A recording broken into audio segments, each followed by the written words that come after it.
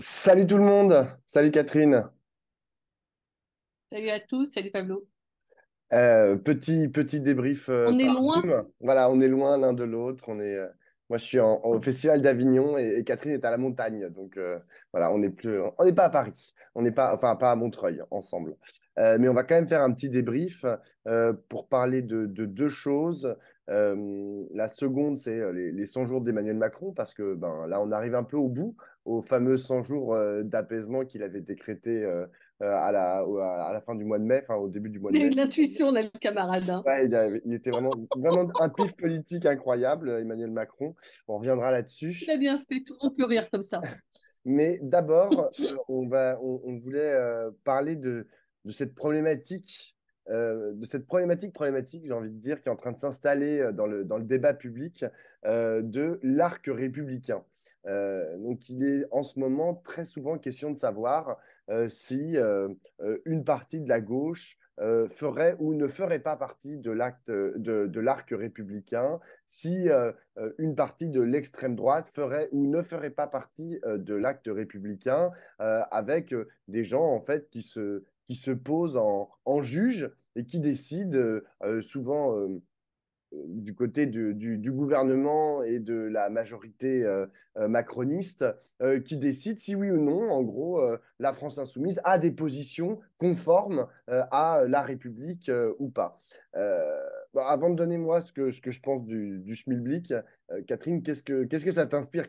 Comment est-ce qu'on répond à ça? Parce qu'en vérité, il y a un vrai danger derrière que d'apparaître comme étant, comme ne faisant pas partie de l'arc républicain.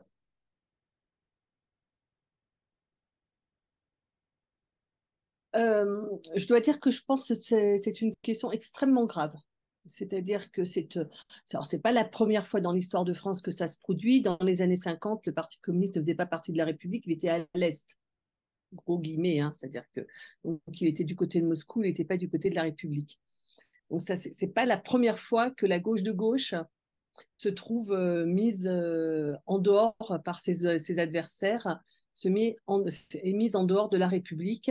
À l'époque, le Parti communiste représentait une force politique équivalente, je dirais, en poids à ce que représente aujourd'hui la France insoumise et à peu près elle occupait dans l'espace politique à peu près le même espace. Donc c'est bien une réitération. Néanmoins, je pense que c'est extrêmement grave. D'abord parce que dans les années 50, on était au sortir de la guerre et que bien qu'on essaie de disqualifier le Parti communiste comme ne faisant pas partie de la République, l'équivalence avec l'extrême droite ne pouvait pas être posée.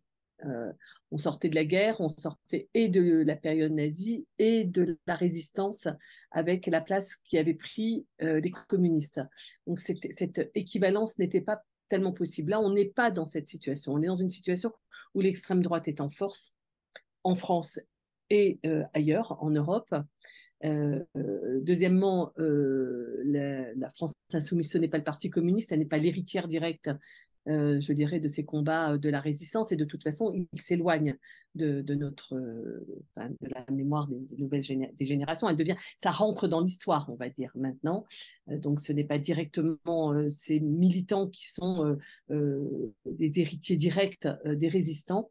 Et troisièmement, ça intervient après une trentaine d'années au cours duquel a été posé un trait d'équivalence entre communisme et nazisme, avec ce concept de totalitarisme qui, à mon avis, a ouvert les voies à tout ce confusionnisme.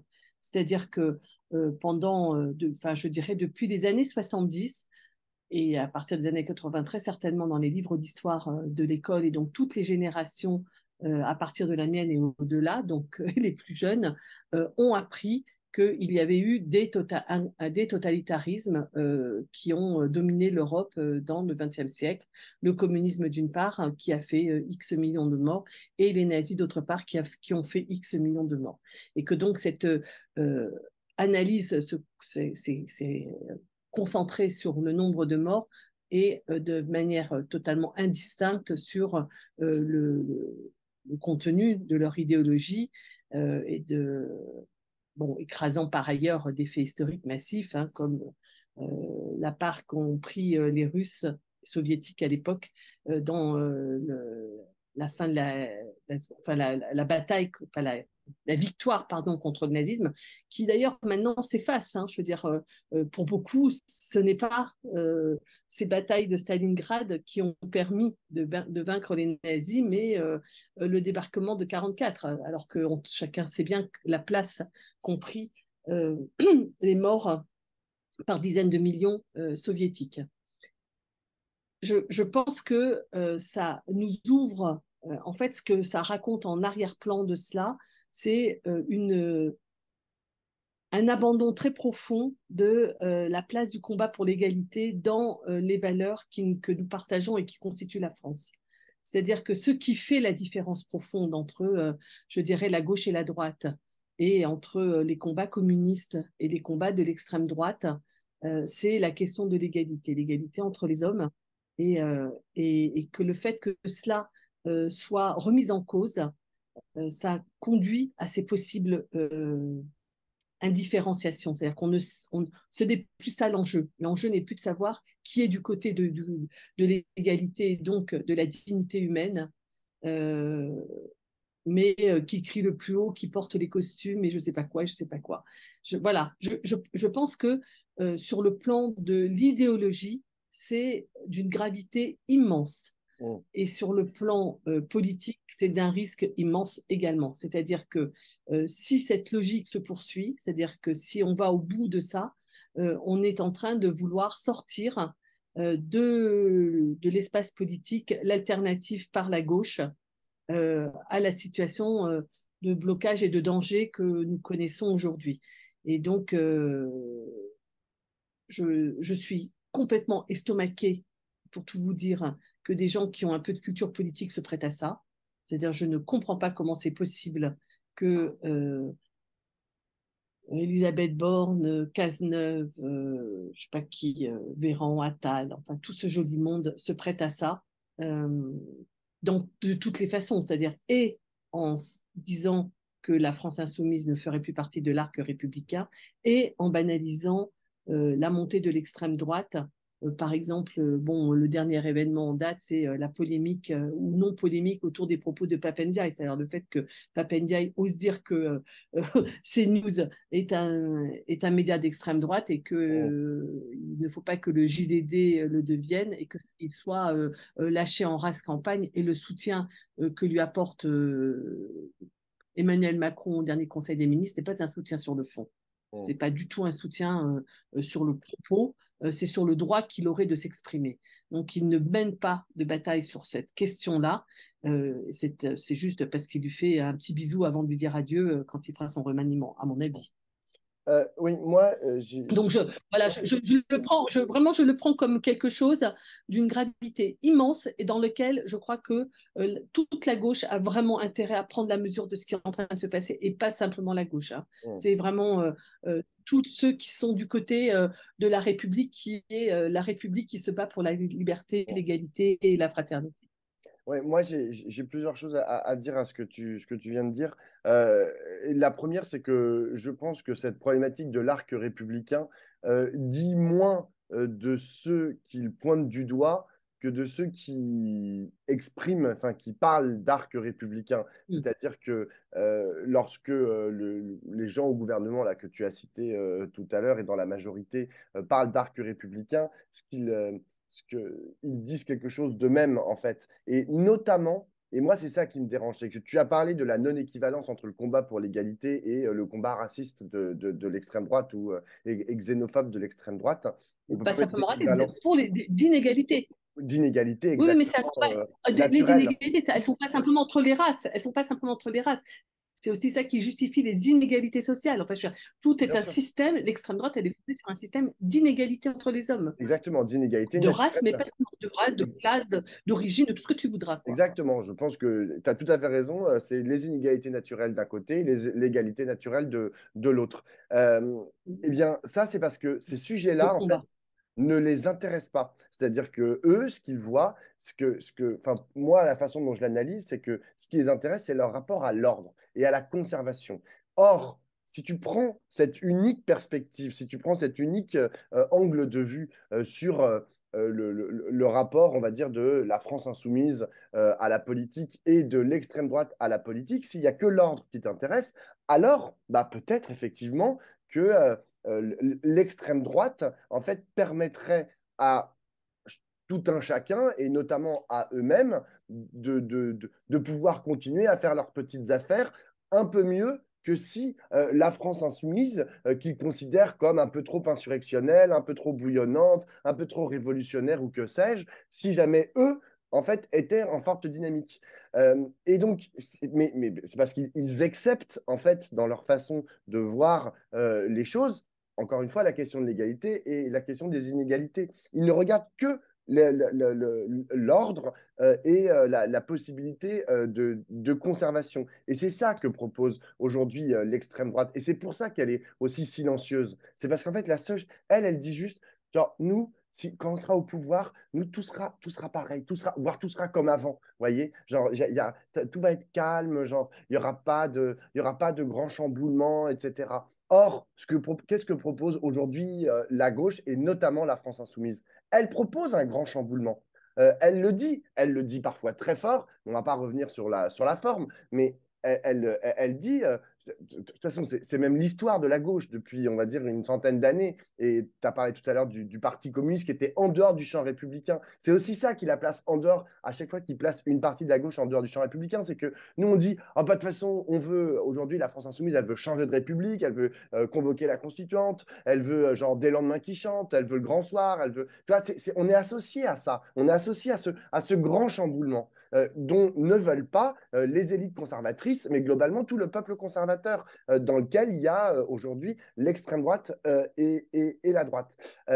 Après, la question, c'est comment est-ce qu'on y répond? Est-ce qu'on dit, bon, bah, ces gens ont tort, nous ne sommes pas en dehors de l'arc républicain, la gauche dans son ensemble, la France insoumise dans son ensemble n'est pas en dehors de l'arc républicain, mais on continue quand même à faire exactement la même chose, à dire exactement la même chose, et juste à considérer que les éditorialistes et les politiques, parfois membres du gouvernement, qui se prêtent à ce jeu-là, sont des pyromanes, des dangereux et des idiots pas cultivés. C'est un peu ce que tu as dit, Catherine, mais je souscris totalement. Mais est-ce que c'est ça notre unique stratégie, ou est-ce que l'on considère que le fait que Elisabeth Borne, Première ministre, dise « vous êtes en dehors du champ républicain », en fait, ça crée des effets politiques. Même si c'est faux, même si on sait que c'est faux, ça crée des effets politiques. Et donc, il faut, si ce n'est l'anticiper, au moins avoir une stratégie, en fait, pour la contrer. Et cette stratégie, ça ne peut pas être, bon, bah, on va rentrer dans le rang, on va mettre le doigt sur la couture et on va faire comme Elisabeth Borne veut qu'on fasse. C'est-à-dire que quand elle veut qu'on pose 10 amendements au lieu de 5000, on va en poser 10. Quand elle veut qu'on ne parle pas trop fort, on ne va pas parler trop fort. Quand elle veut qu'on applaudisse, il faut qu'on applaudisse, tu vois. Il ne s'agit pas de faire ça. Donc, moi je ne sais pas hein, ce qu'il faut faire. Je ne sais pas s'il faut se plier au diktat, entre guillemets, de certains qui voudraient jouer avec les définitions de la Alors moi, alors je n'étais pas, j'étais pas rentrée sur la question encore stratégique. de stratégique. C'est pas parce que je n'en ai rien dit que je pense qu'il ne faut pas en avoir. Je pense je dis que c'est une question qui me semble extrêmement grave et je pense qu'on ne peut pas accepter d'être placé en dehors de l'arc républicain. On ne peut pas accepter parce que ce n'est pas la vérité. Parce que le combat que nous menons, là je m'inclus absolument, c'est-à-dire c'est le combat de tous ceux qui se sentent vraiment de gauche. C'est un combat pour l'égalité qui est profondément conforme au combat des Lumières, au combat de la rationalité et au combat de la République. Donc on ne peut pas accepter d'être placé en dehors. Donc là, en l'occurrence, je ne valide pas ceux qui pensent que on peut être bravache à cet égard, c'est-à-dire dire de toute façon votre arc républicain c'est de la merde, c'est un arc de facho, on les emmerde, voire un arc conservateur comme tu viens de le dire. Je pense qu'il ne faut pas valider cette définition étroite, conservatrice d'arc républicain. La République, ce n'est pas ça. La République, c'est les combats. Tout à l'heure, tu as parlé de l'égalité, l'inégalité naturelle, de l'égalité naturelle. Non, l'égalité n'est pas naturelle. L'égalité est un produit d'un combat social de notre société, et donc c'est un combat. Donc l'égalité a à voir avec la politique et avec la République. Donc, nous sommes du côté de la République. Alors, on peut ne pas être, d'ailleurs, on peut totalement contester la Ve République, ce que fait la France insoumise, et ça ne fait pas d'elle qu'elle soit en dehors de la République. Être dans la République, c'est adhérer aux valeurs profondes qui ont fait qu'on est passé de la royauté à la République, et ce n'est pas valider la Ve République. Mmh. Et c'est par ailleurs, je pense que dans le fait de s'inscrire dans l'arc républicain ou dans la République, c'est aussi d'en valider les principes démocratiques. C'est-à-dire, c'est de valider le fait que les transformations, elles sont le produit d'une adhésion de la majorité de la population. Alors, je renvoie pour ceux qui en auraient le courage à nos discussions depuis un mois et demi, on ne cesse de discuter de cette question de la démocratie, c'est-à-dire est-ce que le fait qu'en fait, qu'elle soit par accord politique, mais il n'y a pas de solution pour faire face aux transformations que nous avons à mener. Ce n'est pas simplement une nécessité politique, c'est une nécessité absolue pour réussir ce qu'il y a à faire que d'embarquer le peuple dans son ensemble et dans sa grande majorité. Donc la démocratie, ce n'est pas une option. Et donc la République, c'est nos valeurs, et la démocratie n'est pas une option pour réussir à changer ce qui doit l'être. Donc moi, la première chose, c'est que je ne valide pas ceux qui pourraient prétendre dire on vous emmerde, on s'en fout, on continue. Ça, pour moi, ce n'est pas possible. C'est-à-dire qu'on ne peut pas relativiser le danger de l'attaque, d'abord parce que le danger de l'attaque, j'ai écouté tout à l'heure la conférence que Mélenchon a fait, je vous la recommande, je ne valide pas tout, mais je l'ai trouvée très intéressante, notamment parce qu'à un moment donné, il dit, mais le bout de cette affaire, c'est l'interdiction de la France insoumise. Quand il commence à faire, là, à vouloir prendre des sanctions contre les députés qui sont allés à la manifestation pour Vérité pour Adama la semaine dernière, et qui veulent, ils s'en prennent en particulier à Éric Coquerel pour ses responsabilités à l'Assemblée nationale. Je veux dire, là, on est dans un processus là d'attaque politique qui met en cause la France insoumise en tant que parti, quoi. On est en train de et donc ça, c'est grave, et ça ne peut pas être relativisé, même sur le ton de je t'emmerde et je continue, quoi. C'est-à-dire, c'est bien d'être fier de ce que l'on fait, mais il faut dénoncer absolument cela. Ça, c'est la première chose. Et la deuxième chose, moi, ce qui me frappe, c'est que c'est la solitude de la France insoumise, en fait. C'est-à-dire que moi, je suis ulcérée de ce qui est en train de se passer à l'égard de la France insoumise. Je pense l'avoir dit calmement, mais vraiment, ça touche très profondément ce que je pense et mes affects et mes convictions. Ce que je trouve, c'est qu'on est trop peu nombreux, vraiment. C'est-à-dire que ça ne provoque pas un tollé. Donc, il faut que la France insoumise se sorte de l'isolement dans lequel elle s'est mise, dans lequel elle s'est mise. Parce qu'on sort d'une situation où, il y a un an, Jean-Luc Mélenchon fait 22%, elle est l'initiatrice de la NUPES, elle est la première force de la NUPES, mais de très loin la première force, et toute la NUPES prise ensemble, c'est la première force d'opposition à cette situation dans laquelle on est éclaté, fragilisé, affaibli, et que personne, là, pour l'instant, ne réagit à ce qui est en train de se passer. Alors, évidemment, si on en venait à l'interdiction de la France insoumise, je ne pense pas que ça passerait comme sur des roulettes, hein, comme une lettre à la poste, pardon.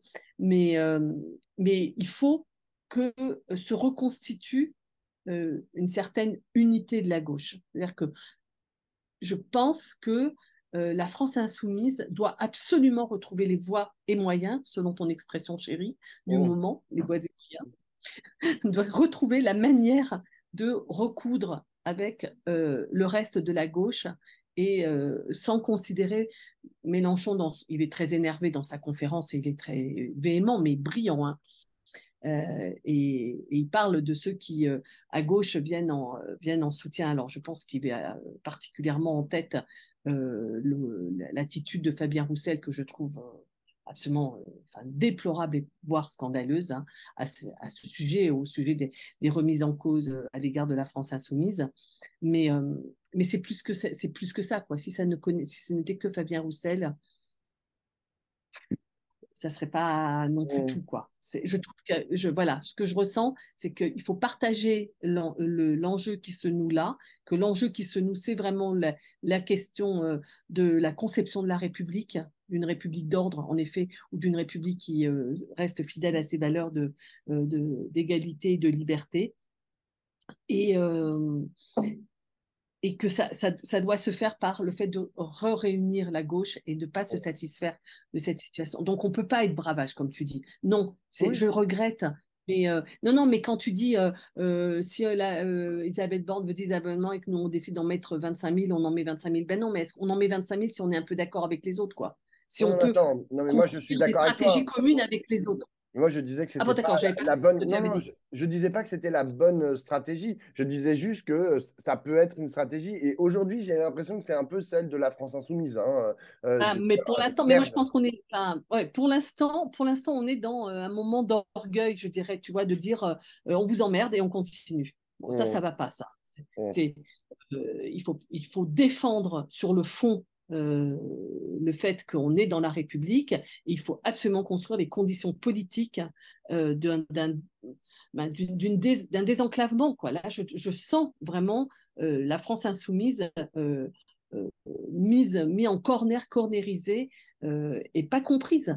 hum. Mais je veux dire, elle n'est pas simplement cornérisée dans l'espace. Là où je pense qu'il y a un problème aussi, c'est qu'elle, c'est pas simplement qu'elle est cornérisée dans l'espace politique, ça c'est très très grave, et il ne faut vraiment pas croire que ça n'a pas d'importance, mais elle l'est aussi dans la population. Je veux dire, elle n'est pas comprise. On ne va pas revenir Ouais, mais toutes les là, et histoires c'est là qu'il y de a un l'année. problème d'analyse. C'est là qu'il y a un problème, à mon avis, d'analyse. C'est-à-dire que la France insoumise, au contraire de ce que tu viens de dire là, pense qu'elle est cornérisée par les éditocrates à la botte de Bolloré, c'est-à-dire globalement toute la presse nationale, voire la presse quotidienne régionale, comme le dit souvent Mélenchon. Elle pense qu'elle est cornérisée aussi à l'Assemblée nationale par l'ensemble des forces politiques à part elle, mais elle pense qu'elle est majoritaire dans la population. Enfin, je veux dire, elle pense qu'elle porte quand même des dynamiques qui sont profondes, etc. Et c'est sur cette base. Moi, quand on écoute les représentants insoumis,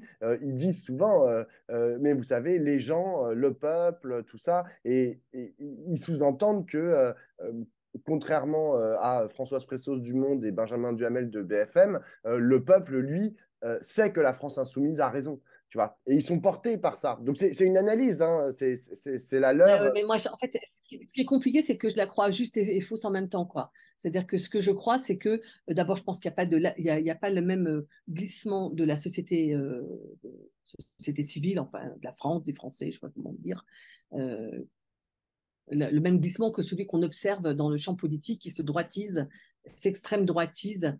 On peut en dire deux mots après sur pourquoi ça s'extrême droitise. Euh, je pense qu'il n'y a pas il y a pas le même glissement dans la société. Que je pense qu'en effet, ceux qui ont voté Jean-Luc Mélenchon, les 22% qui ont voté Jean-Luc Mélenchon, ils l'ont fait sciemment, c'est-à-dire qu'ils l'ont fait parce qu'ils veulent que quelque chose de profond se passe en faveur de l'égalité, de la lutte contre le changement climatique, du combat antiraciste et notamment dans la police, etc., etc. Tout ça, c'est vrai et ça reste vrai. Ce que je crois, c'est que ce qui n'est pas validé, c'est la stratégie au jour le jour de la France insoumise. Et encore une fois, voilà, il y a des choses qui ne sont pas validées. Le fonctionnement de la France insoumise ne plaît pas. L'affaire Caténas n'est pas oubliée.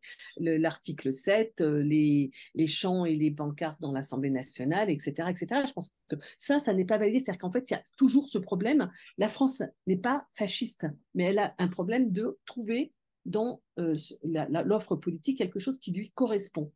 Et Mmh, est-ce que l'offre politique de la France insoumise, ils ont raison de dire qu'ils s'appuient sur quelque chose qui est une aspiration, qui n'est peut-être pas majoritaire, mais qui existe réellement et profondément dans le monde populaire d'une sortie, une solution progressiste.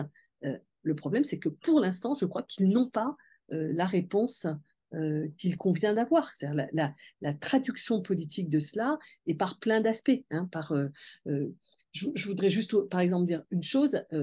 Mélenchon, dans son interview, j'en parlais la semaine dernière, qu'il a fait dans Mediapart, il parle à un moment donné, de manière, il revient sur une idée qu'il avait déjà eue il y a quelques années, qui me tient particulièrement à cœur, dans laquelle il dit la lutte urbaine est une des composantes majeures aujourd'hui de la lutte des classes. Il dit en fait le combat pour le droit à la ville, l'accès aux services publics, l'égalité territoriale, etc., etc., c'est en fait une des formes de la lutte des classes.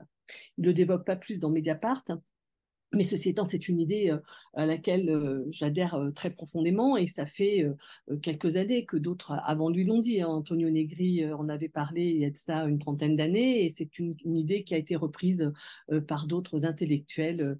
Je pense à l'architecte Paul Chemetov qui a écrit des choses assez importantes à ce sujet. Bref, c'est une idée profonde qui réfléchit et qui a vraiment du sens. Je ne comprends pas, par exemple, dans ces conditions, pourquoi la France insoumise ne construit pas une force politique dans les territoires. Si la lutte des classes, c'est une lutte qui se mène dans les territoires, qui se mène sur la question urbaine, alors la France insoumise ne peut pas être un groupe à l'Assemblée nationale. Il faut absolument que cette réflexion sur la construction du mouvement, et c'est ça que je trouve qui ne va pas, c'est bon, là tout à l'heure j'ai dit mon désaccord en subliminal, je n'ai pas dit explicitement, mais aujourd'hui, ceux que l'on entend de la France insoumise, ils disent on est fiers de ne pas être dans l'arc républicain, si l'arc républicain, ça va de Cazeneuve à Marine Le Pen en passant par Ciotti. Bon, ben, moi je pense que ce n'est pas une bonne réponse. Je voudrais bien qu'on puisse discuter de tout ça. Là, la situation est quand même suffisamment grave pour qu'il y ait quand même qu'il y ait des débats politiques qui s'ouvrent. Pourquoi il n'y a pas de débat politique? Ce n'est pas possible. On est dans une situation trop dangereuse pour que le lieu, alors il y a Mélenchon qui fait des conférences, elles sont intéressantes, pas intéressantes, chacun a son propre avis, mais ce n'est pas ça un débat politique. Ce n'est pas comme ça qu'on fait de la politique.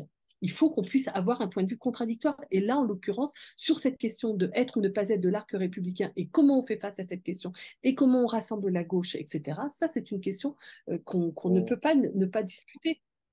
Oui, non, mais tu as tout à fait raison. Mais moi, je pense que ça vient aussi de nos médiations, en fait, enfin, la façon dont se médient, entre guillemets, les différents espaces politiques qui sont aujourd'hui très centrés autour des individus. Lorsque Mélenchon prend une position, ou Sandrine Rousseau prend une position, ou Clémentine Autain prend une position, par exemple parce que Elisabeth Borne aurait dit la France insoumise n'est pas dans l'arc républicain, c'est chacun fait un tweet, les uns derrière les autres qui font des tweets. Non mais oui, mais en fait, c'est pas ça, c'est oui, Oui, mais c'est mais ça, ça Pablo, c'est la médiation. ça, Non mais moi, attends. non, mais moi, je Je veux te bien dis qu'on juste fasse des tweets. mais Vas-y. non, mais attends, je te dis juste que c'est pas, Non, non, moi, mais je pour suis moi, d'accord avec c'est le pas tweet, on possible, tweet. mais c'est ça, en fait, aujourd'hui, qui situe Clémentine Autain, qui situe Sandrine Rousseau et qui situe Jean-Luc Mélenchon sur un débat spécifique. C'est la même chose sur les émeutes.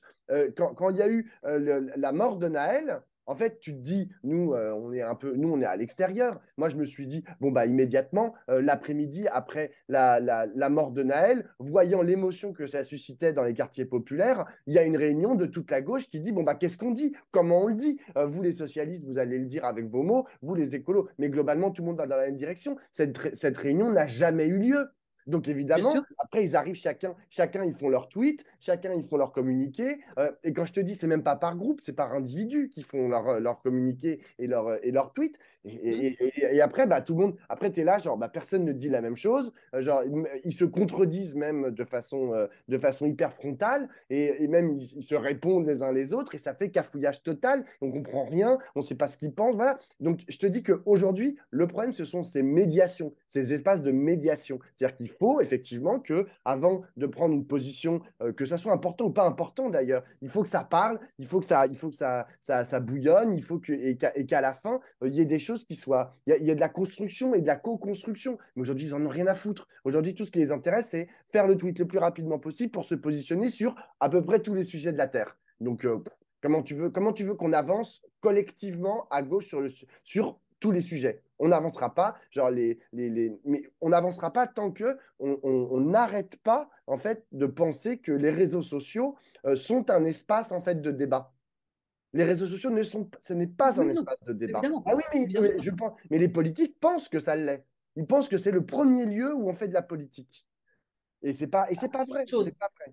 Non, mais c'est autre chose. Moi, je pense que c'est un lieu où on fait de la politique. C'est un lieu où se Pas mène le de la premier. bataille politique. Non, mais Mmh. Je sais pas, oui, sans doute pas le premier, en tout cas certainement pas le seul.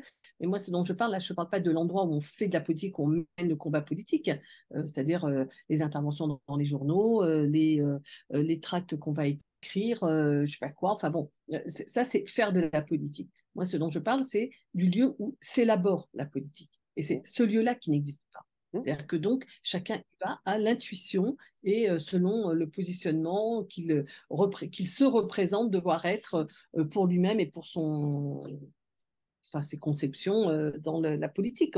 Et donc, on n'est que dans du positionnement politique et pas dans Exactement. de l'élaboration collective. C'est celui-là, c'est ce lieu-là qui manque, c'est le lieu de l'élaboration collective. Et parce que, tu l'as très bien dit, il n'y a plus de parti, il n'y a plus, il y a plus de parti, il n'y a même plus de groupe, il n'y a plus que des individus. Mmh. Et enfin, on est à un niveau d'éclatement qui est bon. Voilà. Deuxième sujet. Deuxième sujet, les 100 jours. Bon, bah, on arrive au bout, je crois. Alors, c'est pas tout à fait. C'était pas le 14 juillet exactement les 100 jours. Je crois que c'est genre vers le Je crois que 25, c'est je le sais pas quoi.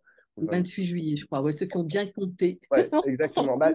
Il Bah, avait quand même dit le 14 juillet. oui, Macron avait dit au rendez-vous le 14 il avait dit le juillet. 14 juillet, mais j'ai vu certains esprits taquins parmi les députés macronistes qui disaient, mais non, parce qu'il n'a pas pris la parole le 14 juillet, alors ça fait un scandale. Enfin, je ne savais pas que c'était Ah, c'est vrai. obligatoire que le Enfin, moi, je ne pense président pas de que la c'est République. compétent, mais je vais dire, ah, vas-y, donne ton avis. Et donc, et j'ai entendu donc des députés macronistes expliquer, ah, mais vous savez, j'ai bien calculé, les 100 jours, c'était pas le 14 juillet, donc il a jusqu'au 28 juillet pour parler à la fin des 100 jours, blablabla. Bon, bref, on s'en fout un peu. Mais c'est vrai que le bilan de ces 100 jours est quand même pas très honorable, quoi. Enfin, je veux dire, il est un peu piteux.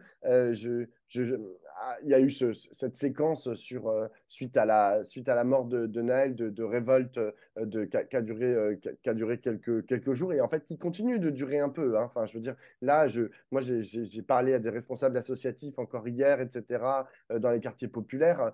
Ça continue, l'émotion est toujours vive, notamment elle a été réactivée par la question de la cagnotte, les 1,6 million d'euros qui ont été donnés à la femme et à la famille du policier. Il y a la question du procès, etc. Donc ça va continuer. Et puis globalement, la question du racisme systémique de la police qui n'a pas du tout été adressée par le pouvoir, par le ministère de l'Intérieur, par la police.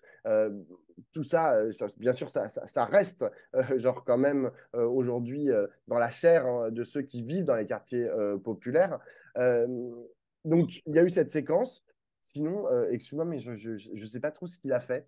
Je, je suis pas. Il y a eu les casserolades. Bon, ok, d'accord, ça a commencé comme ça, l'apaisement, avec des casserolades. Mais j'avoue qu'il n'y a pas eu de grand projet de loi. Il n'y a pas eu il y a pas eu de nouvelles directions impulsées à l'État. Il n'y a pas eu de. Je peine en fait à dessiner, enfin, à voir ce qu'il a fait. J'ai vu, il y a une seule chose que j'ai vue, parce que je l'ai commenté notamment sur BFM parce qu'ils adorent ça. euh, Emmanuel Macron est beaucoup allé au contact des Français. C'est-à-dire que, notamment dans la première période, dans les 40 ou 50 premiers jours, tous les 2 jours, il y avait un déplacement, genre je sais pas où, etc. Puis il parlait aux gens. Et alors, soi-disant, ça, pour beaucoup d'éditorialistes et de gens proches de la Macronie, c'est vraiment génial parce que ça veut vraiment dire qu'il est en train de parler aux Français. Bon, moi, je le vois plutôt en train de donner des leçons à la terre entière en serrant des mains et en faisant une opération de communication avec 500 caméras. Mais genre, pour beaucoup de gens, c'est vraiment extraordinaire parce que c'est un président qui n'est pas éloigné des Français. Bon. Mais à part ça, franchement, je ne sais pas ce qu'il a fait. Je ne sais pas ce qu'a fait Elisabeth Borne. Je veux dire, à part avoir tendu encore plus la France sur plein de questions, je vois pas. Ils n'ont même pas réussi à résoudre le principal problème qui leur a été posé, c'est-à-dire la majorité à l'Assemblée nationale. Ils devaient faire un espèce de contrat avec les LR qui n'a jamais eu lieu parce que les LR ont dit bon, bah non, non, nous, on veut pas de votre contrat parce qu'en fait, on a bien l'intention de reprendre le pouvoir dans pas longtemps. Donc, ils ne veulent pas de leur contrat de majorité ou je sais pas quoi, de gouvernement. Euh, Bah, du coup, on est exactement dans la même situation qu'avant les 100 jours. Voilà. Moi, c'est ça ma conclusion. Je suis en train d'imaginer comment vont se faire, comment vont reprendre les débats à la rentrée, notamment avec la fameuse loi immigration. pense que ça va être très, très, très sport, hein, parce qu'il n'y a toujours pas de majorité. Donc, il va encore y avoir des 49-3 à tir-larigot. Bon, on nous parle peut-être un remaniement là d'ici quelques jours. Peut-être peut-être qu'il va avoir lieu, mais pour changer pif par pouf, je vois vraiment pas l'intérêt. Je veux dire, ça va être juste un jeu de chaises musicales avec des têtes qui vont changer. Mais genre, là, il y a un problème. Tu vois, on parlait du problème à gauche sur où est-ce qu'on fait de la politique, où est-ce que s'élabore en fait la politique à gauche au-delà des prises de position. Mais en vérité, c'est exactement la même chose, en pire, parce que c'est toujours pire, à droite et notamment au gouvernement. C'est-à-dire qu'ils ont pas de cap, ils savent pas où ils vont. Bon, et on a compris qu'ils veulent aller vers quelque chose d'encore plus néolibéral, avec plus d'ordre. La question de l'ordre, c'est devenu une question centrale chez eux. On a compris, mais les voies et moyens, pour reprendre mon expression, pour y arriver. Alors là, genre, c'est un espèce de flou total. Je sais pas comment ils veulent faire. Voilà, je pense qu'ils pilotent à vue et qu'ils vont finir par s'emplafonner l'iceberg. Vas-y, à toi. Ouais. Bon, moi, je pense que les gens ont été très choqués par le fait que Macron ne parle pas le 14 juillet, parce que précisément, ce qui est attendu, c'est un discours d'explication et de positionnement sur la situation. Alors, après le, les révoltes urbaines, suite à la mort de Naël, mais d'une façon plus générale, les gens veulent qu'il y ait une prise de position et qu'il y ait une mise en perspective de la situation française. Le fait que la France soit dans un état de tension extrême, que tout le monde sait, que tout le monde reconnaît, c'est-à-dire on sait bien même que les formes qu'ont prises ces révoltes dans cette violence incroyable qui s'est déchaînée, elle a à voir avec avec le moment dans lequel on se trouve, post, post lutte sur les retraites et bon, post-Covid aussi, post tout ça, post-inquiétude sur le réchauffement climatique. Là, je pense que tout le monde a vu les températures qui sont en train de s'abattre sur les États-Unis de façon dingo, quoi. Et sur Euh, l'Espagne. oui, l'Espagne, l'Italie, la Grèce, enfin bref, l'Europe du Sud. Je pense que les gens sont extrêmement inquiets, ils attendent un discours. Et en fait, c'est ça qui s'est passé. C'est quand l'autre, il nous a dit, je vais vous apaiser, mais il suffit pas de mettre la chanson Bonne nuit les petits pour que tout le monde rentre se coucher apaisé. Hein.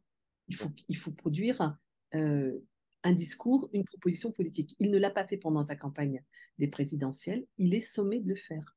Et en effet, on oublie parce que chaque jour suffit sa peine et on passe à autre chose les jours. Mais en fait, il a fait beaucoup de choses depuis qu'il a annoncé les 100 jours. Il n'est pas simplement allé au contact des Français.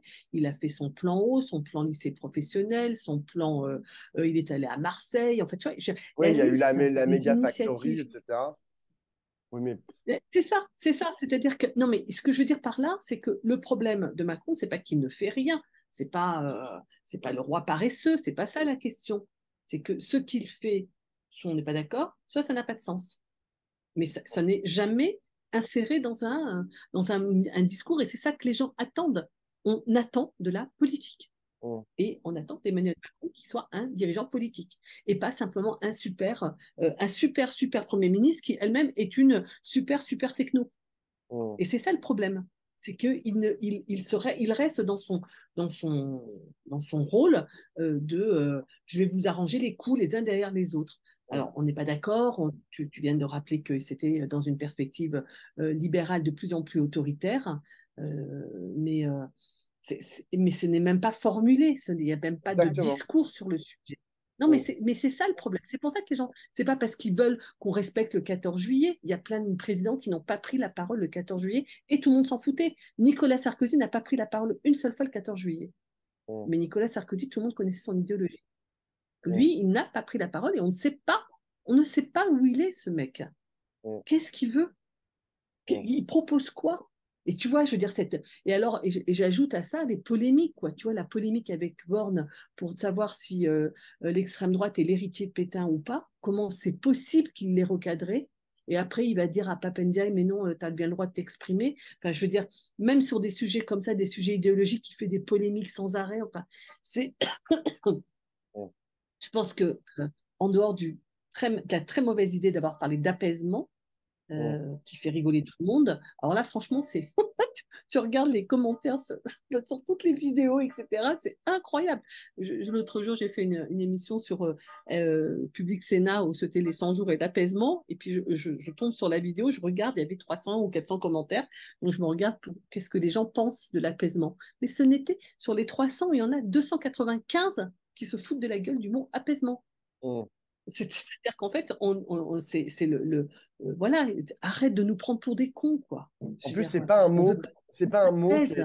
c'est pas un mot qu'on peut remplir politiquement, en fait, le mot apaisement. C'est-à-dire que ça ne veut rien dire. On est là, genre, moi, je m'en fous qu'il apaise ou pas.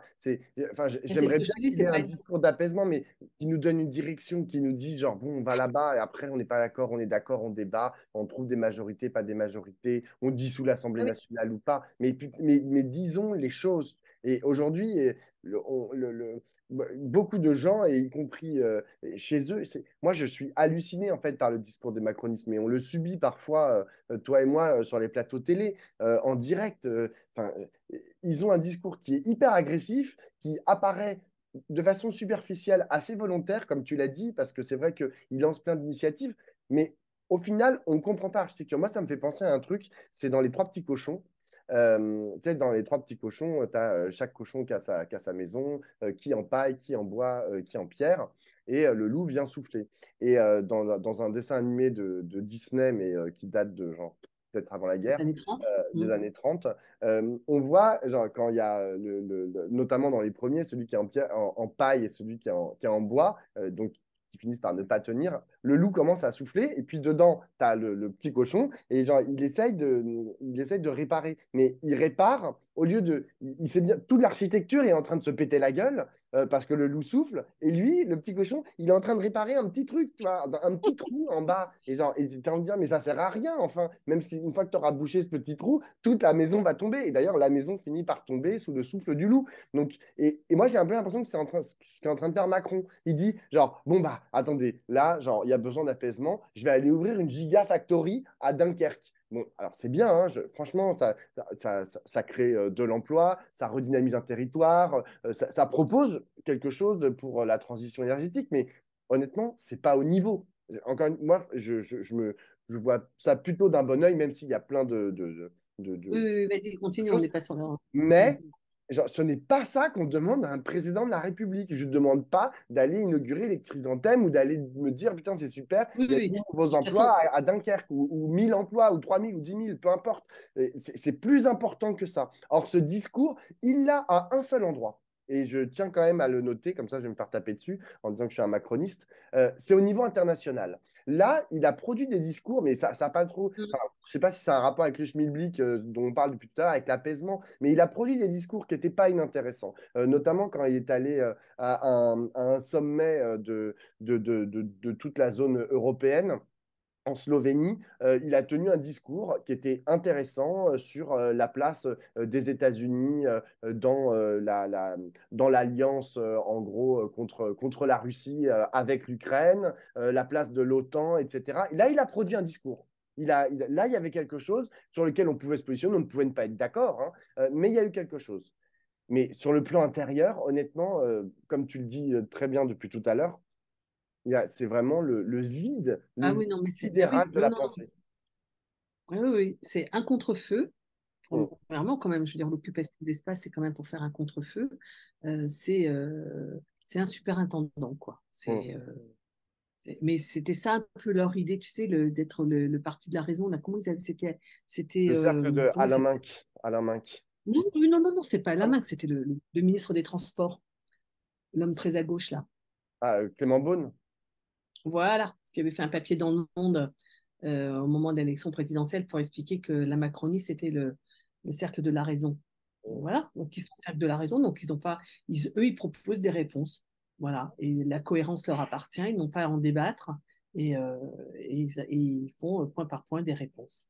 Et des réponses qui ne sont d'ailleurs toujours que dans le strict champ économique en dehors du sécuritaire. C'est-à-dire que tout mm, vient, leur fil, c'est on va produire davantage de richesses et que grâce à ça, on va pouvoir tout faire. Mais mm. tout faire quoi? L'école, on ne sait pas. L'hôpital, on ne sait pas. Une politique de la santé, bon, pourquoi faire une politique éducative, scolaire? Enfin, pourquoi? Non, il n'y a pas de vrai point de vue. En dehors sur le lycée, toi, tu t'énerves sur les gigafactories. Enfin, tu parles des gigafactories. Moi, je pense que la réforme des lycées professionnels est vraiment très, très problématique parce qu'on va de nouveau je veux dire, limiter le socle de culture générale de ces jeunes. Voilà, il n'y a pas de, il y a pas de vision de la société qui n'est pas que de la production. Et je vais te dire, Bon, avec un acmé absolu, ce 14 juillet, lorsque Emmanuel Macron a quand même remis la Légion d'honneur, alors je crois que c'est 2 grades différents, a maudit le Premier ministre indien, qui est quand même un gros facho oui, les d'extrême grands croix, il droite. a le top, hein, lui. Lui, il a le top du top, voilà. Ouais, Et une autre Légion de la d'honneur République française.